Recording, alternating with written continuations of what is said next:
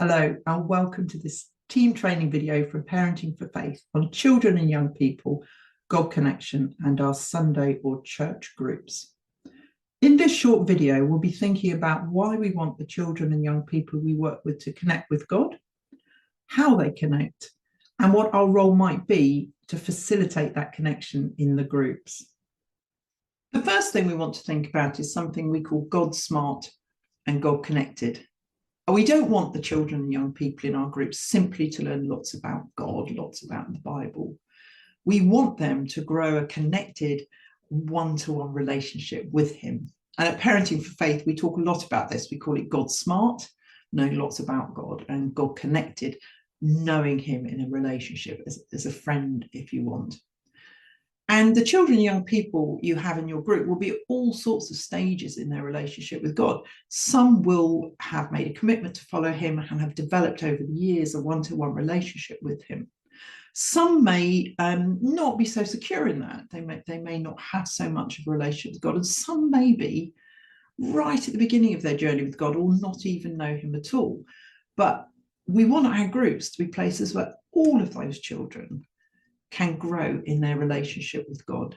So how do children and young people connect with God? We've got three things to think about.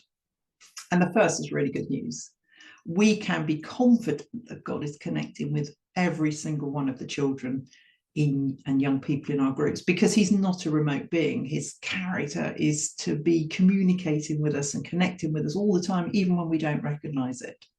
And he does that in so many different ways, through words and pictures, through thoughts, impressions, the words of wise people, the Bible, through worship, our emotions. He communicates and connects with us in all sorts of different ways that we can recognize. I'm a picture person, and I often find that God will drop a picture into my mind of something he wants me to talk about, because he knows that's how I'll recognize his voice.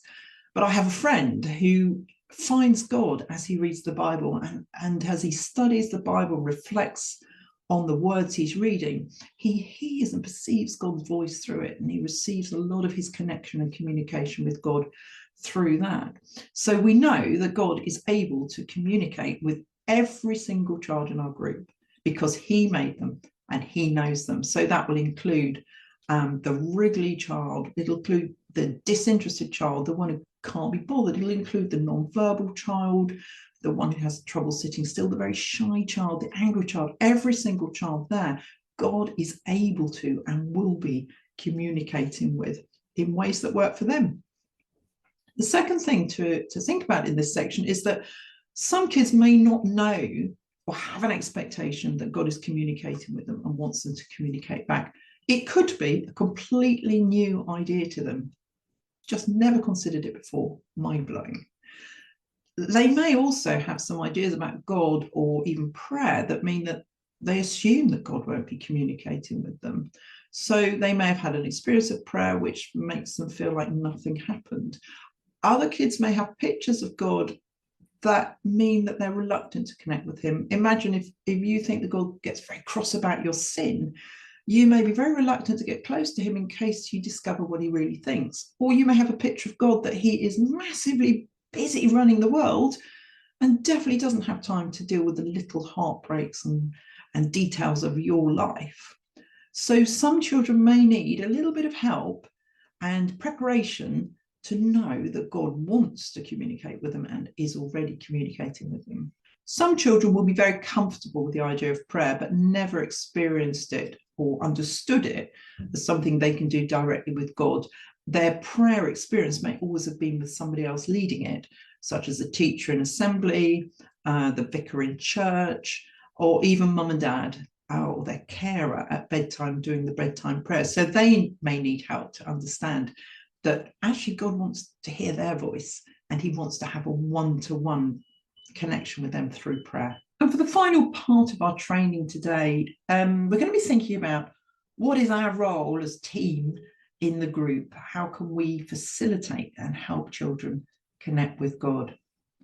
Well, the first thing is to think about the format, familiarize yourself with the format of your session.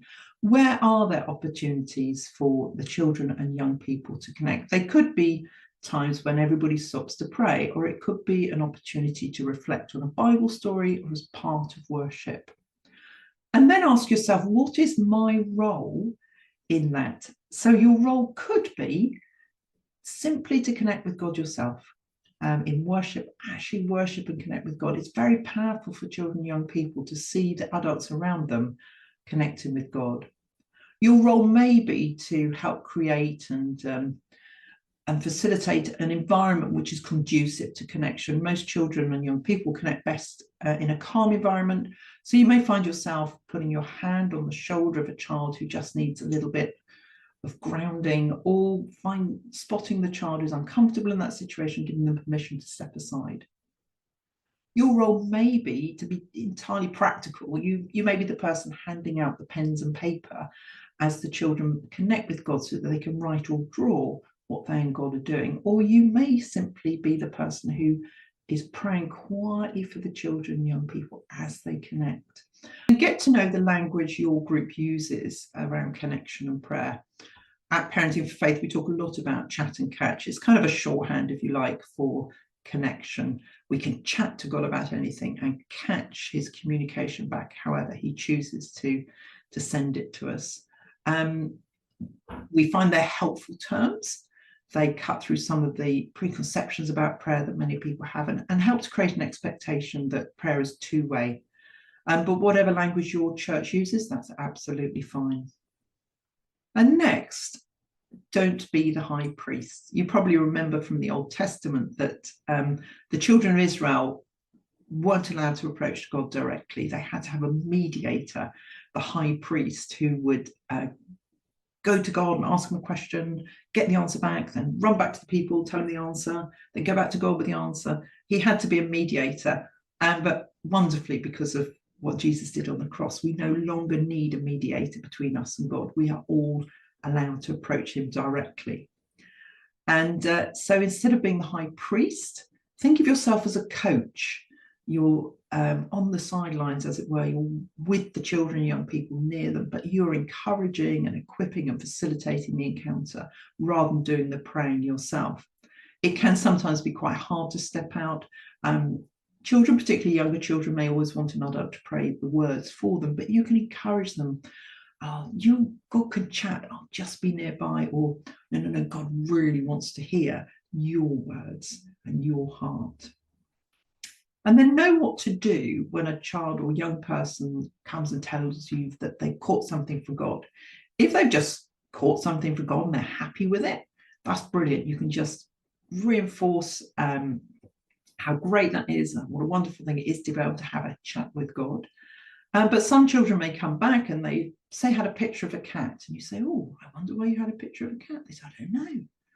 You can redirect them to God. Say, go back, and why don't you go back and ask God why the cat, and see what he says. It's a really good way to direct them back to God in order that they learn that they can have a conversation with God. And occasionally you may have a child or a young person who comes to you and tells you what they've caught, and you may be uncomfortable about that. I had an example of a young person who'd been chatting to God about their sick grandma, and came back and told me that God had assured them that grandma would be healed. If you're uncomfortable about anything a young person tells you, do make sure that you speak to the group leader before the end of the session about that, so that they can weigh up what to do, and they have an opportunity to speak to that child or young person's parents or carers if they need to. So the final thing we're going to think about is to share stories of you and God connecting. Stories are always so powerful. They teach us things, they widen our expectations and broaden our horizons. So if you were to say, for example, that hymn, as we were singing that hymn before we came over to our group, I just felt such a sense of God's peace. That's so important for a child or young person to hear. Well, you might say, for example, I was wrestling with God this week. I just didn't know what to do. And I was asking him, what shall I do? And then suddenly this idea popped into my head. I think it was God. A child or young person hearing that just begins to see that connection is a normal part of a Christian's life, and God chooses to speak to us in many different ways. In the notes, we've put some links to some videos if you'd like to maybe learn a little bit more about this. But if you're new to this, this is probably the most exciting thing we do as part of children and young people's ministry in churches. So do have fun.